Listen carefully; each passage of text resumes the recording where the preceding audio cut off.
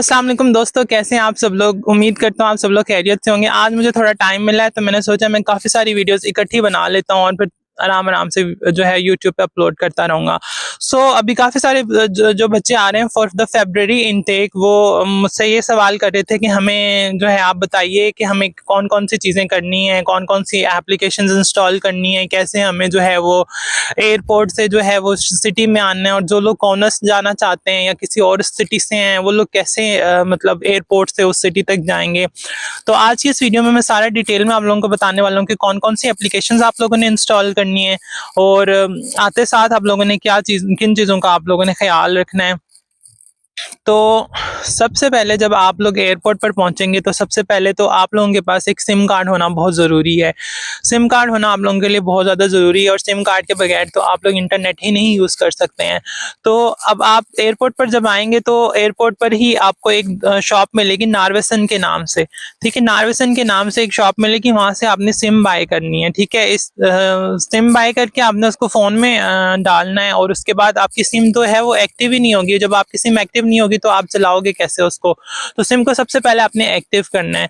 अब जो ईजीएस की सिम्स आ रही हैं ना, वो इस तरह से है कि अब वो आप खुद एक्टिवेट नहीं कर सकते हैं। पहले ये होता था कि आप 1544 डायल करते थे मोबाइल से, और वो सिम जो थी वो उस पर कॉल और इंटरनेट सब कुछ एक्टिव हो जाता था। बट फ्रॉम 1 जनवरी अब ऐसा नहीं हो रहा है। तो अब इस चीज़ का जो है ना हल ये है कि आप कोई भी अब क्योंकि आप तो नए आए होंगे, आपको तो नहीं पता होगा कि कैसे इसको रजिस्टर्ड करना है।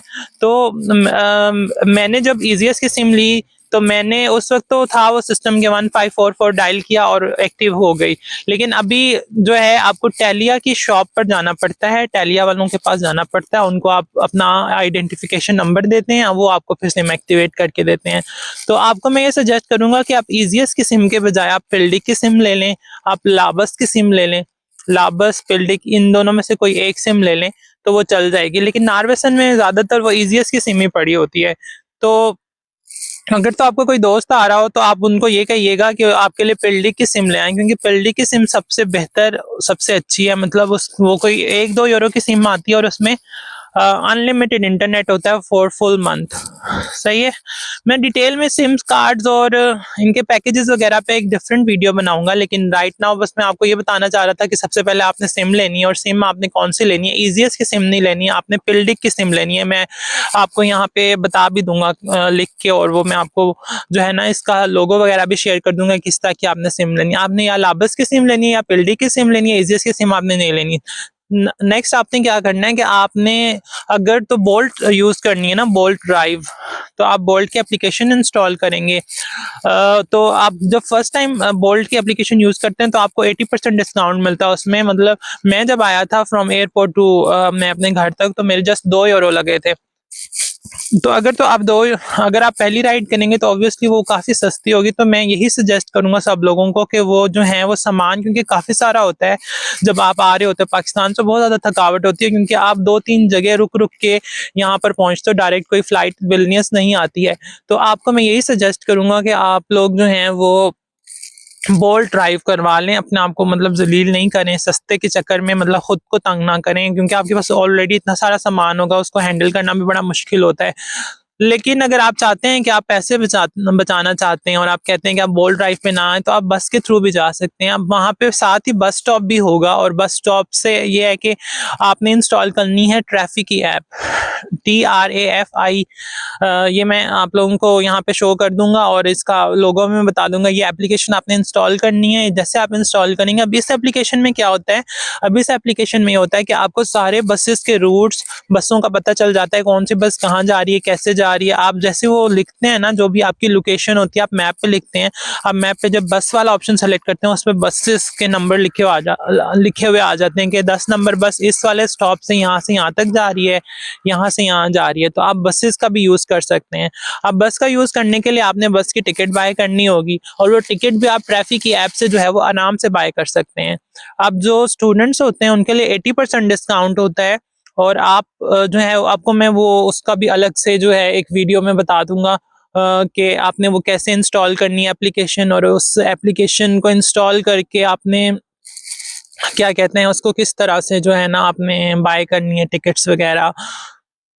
खैर उधर से आप बाय कर सकते हैं। और अगर आपको मैं बता रहा था कि आप बोल्ट ड्राइव का इस्तेमाल करें तो वो ज़्यादा बेहतर है, बट अगर बस का यूज़ करना चाहें तो वो भी हो सकता है। अगर आप बस में बगैर टिकट के बैठते हैं तो भी कोई मसला नहीं है, लेकिन अगर तो किसी ने चेक कर लिया तो आपको 8 यूरो का फ़ाइन हो जाएगा।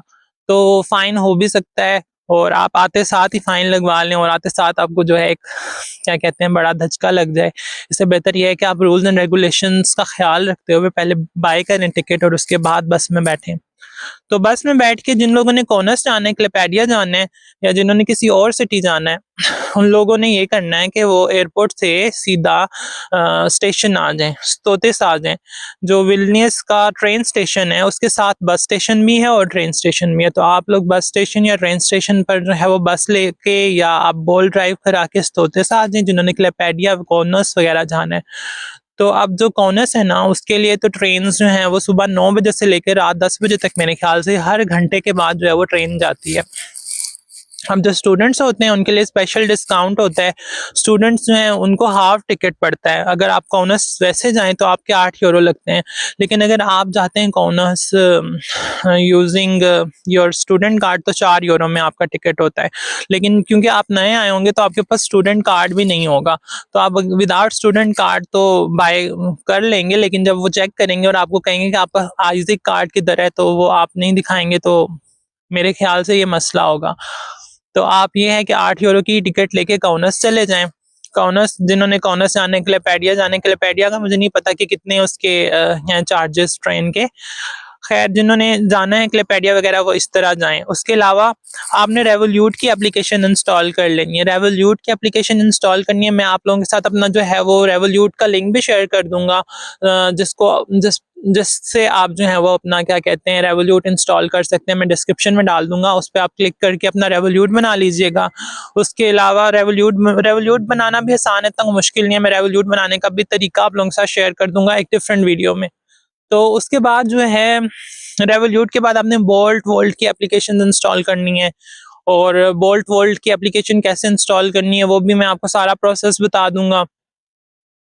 और उसके अलावा आपने अगर अकोमोडेशन वगैरह देखनी है तो आपने एरोडास.lt जो है वो आपने इंस्टॉल कर लेनी है, और उस पर आपको अपार्टमेंट्स वगैरह जो हैं वो बड़ी शो हो रहे होंगे कि आप दो रूम्स वाला अपार्टमेंट देखो। मतलब उसमें जो भी आप लोकेशन डालोगे ना, वहाँ पे जो जो अपार्टमेंट अवेलेबल होंगे ना रेंट के लिए, वो सारे उधर शो हो रहे होंगे। तो एरोडास.lt एक एप्लीकेशन है, वो आपने इंस्टॉल करनी है। उसके अलावा आपने जो इंस्टॉल करनी है एप्लीकेशन, और उसके अलावा जिन्होंने जो है वो जॉब वगैरह सर्च करनी है वो सीवी बैंकास की एप्लीकेशन भी इंस्टॉल कर लें। और सीवी बैंकास में जो जॉब्स वगैरह आती रहती हैं, आप उनमें अपनी सीवी वगैरह डालकर अप्लाई कर सकते हैं। तो ये कुछ एप्लीकेशंस थी जो मुझे लगता है कि आप लोगों के पास होनी चाहिए और इनकी आपको ज़रूरत होगी। तो बाकी इन लोग अगर आप लोग चाहते हैं कि आपको मैं डिटेल में इन सारी एप्लीकेशंस को इंस्टॉल करना और वो सारा मेथड मैं आपको बताऊं, तो मैं आप लोगों को जो है वो बता दूंगा। बाकी अगर तो आप खुद से समझदार हैं तो बस जस्ट नाम बताना ही काफ़ी है, बाकी तो बंदा खुद ही एक्सप्लोर कर लेता है इन चीज़ों को, एप्लीकेशंस वगैरह को, इनका इंटरफेस समझ आ जाता है। बट अगर कुछ ऐसे भाई हैं मेरे जिनको बिल्कुल नहीं समझ आती इंटरफेस की, और वो चाहते हैं कि मैं सारी चीज़ें फिल करके और मोबाइल स्क्रीन पे वो सारी चीज़ें फिल करके आप लोगों को समझाऊँ, तो आप लोग मुझे कमेंट्स में बताइए। तो मैं सेपरेटली जो है वो इन सारी चीज़ों पे वीडियोस बना लूँगा कि रेवोल्यूट का अकाउंट कैसे बनाना है। उसके अलावा आपने बोल्ट का अकाउंट कैसे बनाना है, वोल्ट का अकाउंट कैसे बनाना है।